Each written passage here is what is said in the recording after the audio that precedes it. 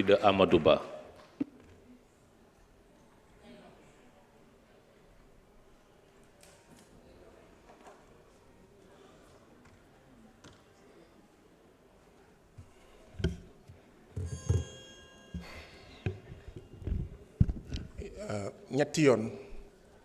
ñetti yoon gën saa néew ci ñaari at yii weesu j'ai posé la même question lan moo tax en 2 ans ma bind 20 propositions de commission d'enquête parlementaire président ak bureau bi duñ ko xool li nga ma tontu loolu nga ma tontu loolu la ma ñeneen tontu ñii naan c'est pas l'ordre du jour ñu dàq ko.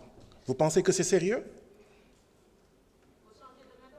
Non, les droits ce sont des droits. C'est pas une question de méthode. On respecte les droits des députés. Xam ngeen lii lu muy tekki mooy règlement intérieur bii ñuy changer en réalité du démocratie moo ko lal du bëgg lu jub moo ko lal du jubbanti moo ko lal ndaxte jubbanti bu ko laloon kon ñu respecte règlement intérieur ne règlement intérieur am na solo premier ministre ñëw fii am na solo waaye proposition d'enquête parlementaire qui parle des salaires de 25 000 travailleurs du FERA qui courent derrière 8, 10, 12 mois d'arriérés de salaire moo ko ëpp solo wala ñoo yem solo lii lay tekki. L'Assemblée nationale en réalité je ne vous parle pas vous causez du tort parce que en ayant cette posture da ngeen di wan askanu Sénégal ne liggéeykatu FERA yi seen yoon newu ci. Vous pensez que man ngeen di xas déedéet du man ngeen di xas 12 mois d'arriérés de salaire ñu ne nañu taxawal commission d'enquête parlementaire ngeen lànk ba tëdd ci suuf. Voilà ce que vous dites aux travailleurs du FERA li ngeen di wax mooy yéen liggéeykatu hôtel King Fahd Palace Assemblée nationale deuxième institution de ce pays yéen seen situation yitteluñu. Voilà ce que vous dites aux travailleurs du King Fahd Palace. King Fahd Palace mi nga xam ne état du Sénégal moo ko moom ñu sàcc ko ñu toje ko ñu lekk ko ñu seeñu ko Assemblée nationale ne pat toog seetaan li ngeen di wax mooy ah oui dama bind gouvernement ne ko gouvernement bu Sénégal Falémé bi s'est déclaré en état de mort clinique depuis 2019. Qu'est-ce que le gouvernement a fait? Le gouvernement a annoncé un projet de décret ngir orpaillage bi ñu dakkal ko ci Falémé. En même temps ma interpellé Assemblée nationale par une commission d'enquête parlementaire Assemblée bi ne duma ko xool ndax lan vous êtes en train de dire aux populations de Saraya aux populations de Bakel aux populations de Kédougou que la situation de la Falémé qui est en état de mort clinique depuis 2019 ne vous intéresse pas. Voilà ce que vous êtes en train de dire. Mais vous êtes également en train de dire au peuple sénégalais que assemblée bi dañ ko war a tas parce que c'est une assemblée antidémocratique parce que c'est une assemblée boo xam ne dafa xiif Ousmane Sonko kaay ñu lekk la dañoo yàqamti nga ñëw mais la situation des travailleurs du FERA ne vous intéresse pas. La situation des enfants yiy lekk Nido yiy lekk Cerelac et dont on dit que c'est hyper sucré ne vous intéresse pas.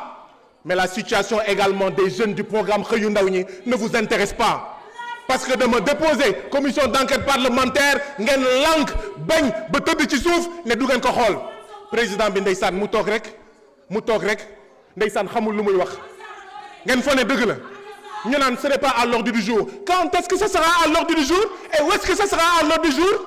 Ba pare monsieur le président ngay wër naan waaw c'est-à-dire Guy Marius Sagna dafa war a waxtaan ak yeneen député ñu soutenir ko ban soutenir.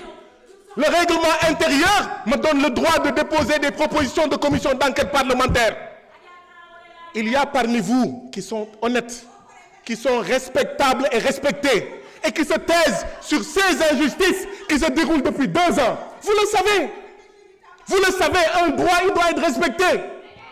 Vous ne le faites pas contre moi, mais vous le faites contre les jeunes du programme Xëyu Ndaw ñi. Vous ne le faites pas contre moi, mais vous le faites contre les paysans.